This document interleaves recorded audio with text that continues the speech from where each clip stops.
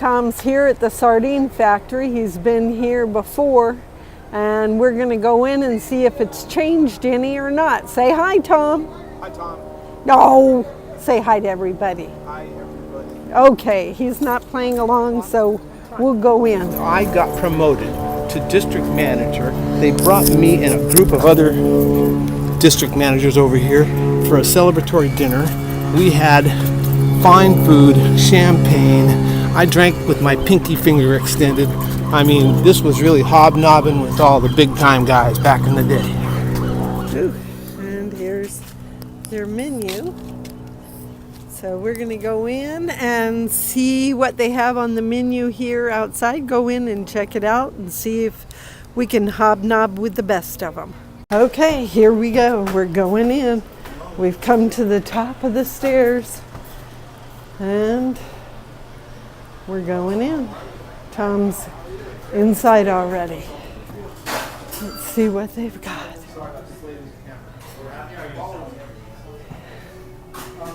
Hi, how are you? I heard about you. I follow you too and keep an eye on you too. Yes. Really? Do you know how long My reputation really precedes me.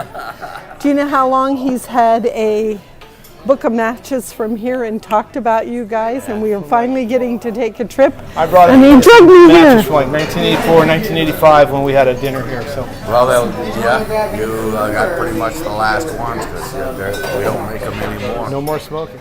Oh, yeah.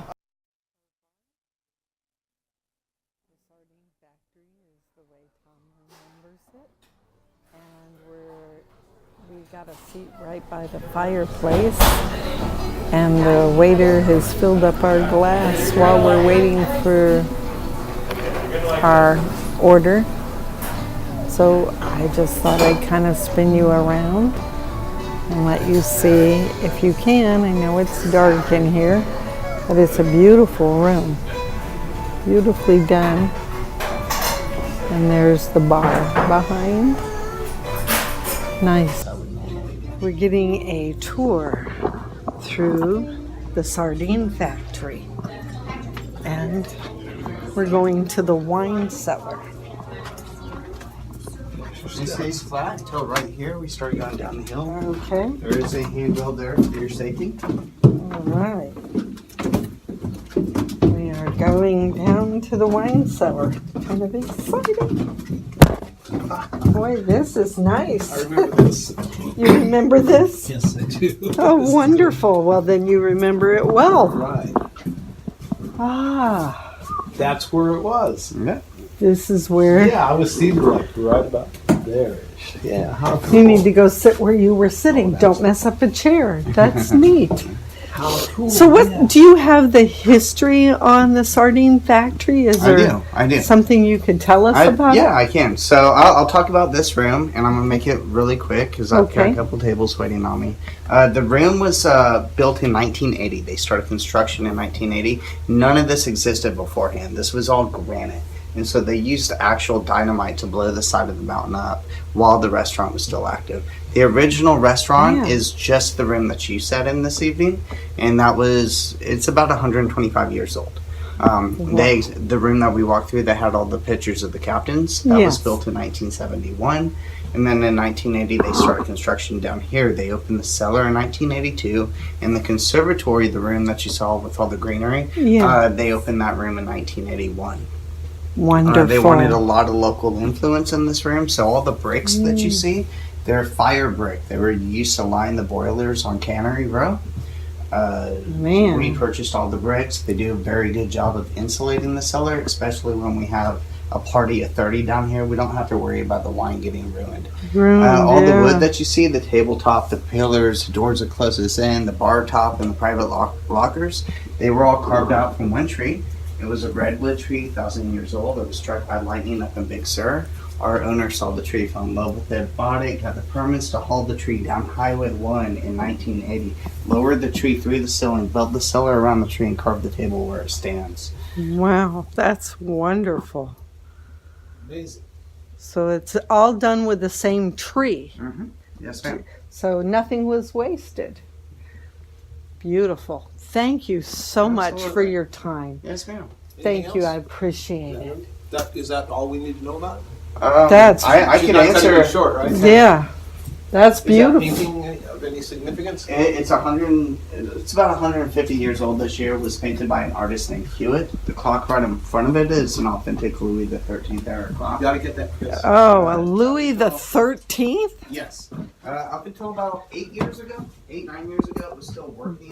Louis the 13th clock. That's their former employee. Former employee. Exactly.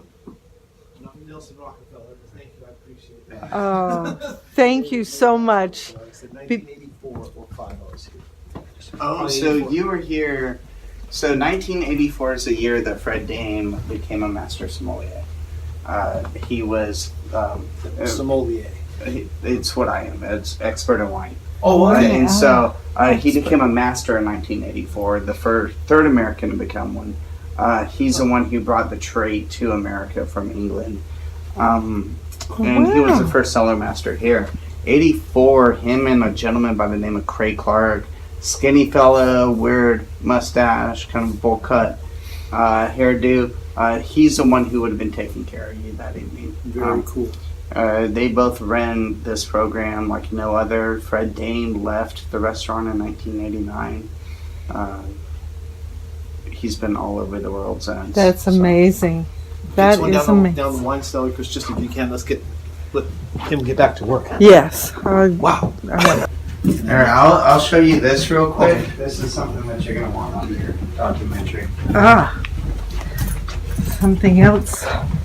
It's nicknamed Fred Dame's Catacomb. It holds all of our oldest and rarest wines. In here you'll find an 1888 Mouton Rothschild. You'll find one of the last bottles in 1973 Chateau Montelena Chardonnay or vintage Ingledux. The oldest bottle in here is 1870. 1870. So this is literally history behind a cage when it comes to Well, grape I juice. was told the older the wine gets, the more bitter it tastes. Is that not true? No. No?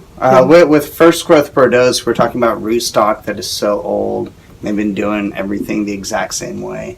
That they can hold up a lot longer. If you get like a Napa Cab, for instance, and you age it, like even a 1950 Napa Cab, most of them are just going to be absolute trash right now. But a first growth Bordeaux, I just the other day had a 1919 Chateau Haut-Briand, and it was still drinking just fine. Wow, that's wonderful. And I like a red wine, so that's interesting to me to hear. It does get softer if you've had a tawny port before. The older it gets, the more it tastes like a tawny port. Wow. Unbelievable. And you know, he's bragged about this for years to me, and now I'm getting to see it. So now I can see why he had a love to want to come back I here. wasn't a teller of tall tales. No. There, right there. The main dining room. And it was opened when? 1981. 1981. Yes, ma'am. Beautiful. Absolutely beautiful. I'm so glad we got to come. You too. We are just leaving the Sardine Factory, and what a wonderful treat to be allowed to go down in their wine cellar and get the history of it and hear how they added on to the different parts of the building and how they used the bricks from the canneries and then the redwood tree that had fallen. They purchased it and not only made that table, but turned around and added to the room with other things using that same huge redwood tree. It wasn't wasted at all. How fascinating. And then coming up here, look, the boat and the seagulls circling around the cannery. Loud little cusses, aren't they? Thank you for watching my video about the Sardine Factory in Monterey, California. It was a memory that Tom has been telling me about for years.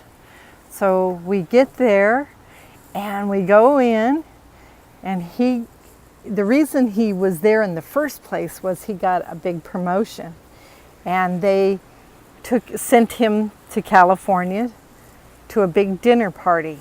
And at that time, he got a company car and company credit cards and a pay raise, and he wore a suit and tie, and you know, he just climbed up the ladder. And it was a great time for us. It was a new beginning. So his memories of it were so strong that I was kind of wanting to go. So when he said we were going to come to California, I was excited because I knew we were going to put this on our bucket list. And it wasn't disappointing. As you saw in the video, we got preferential treatment by getting to go down and seeing how they dynamited that part of the granite out from under the building and added on the wine cellar. And the wine cellar itself was awesome because of how they built it and using the bricks from the cannery, and for using that redwood that fell for the beams and the table and the bar, and the Louis the 13th clock. I mean, the poor guy lost his job for overwinding the clock, but it still was nice to see. And then to just be treated so wonderfully by the waiter and the I know he's got a name and I can't think of it, so forgive me, but he was the wine connoisseur, and he's the one that took us on the tour and was so kind. But if you liked the video and it was informative to you, please give us a thumbs up, subscribe, leave a comment, push on the little bell for a new video when it comes out, and just remember that with Christy's RV life, wherever you go, there you are. God bless.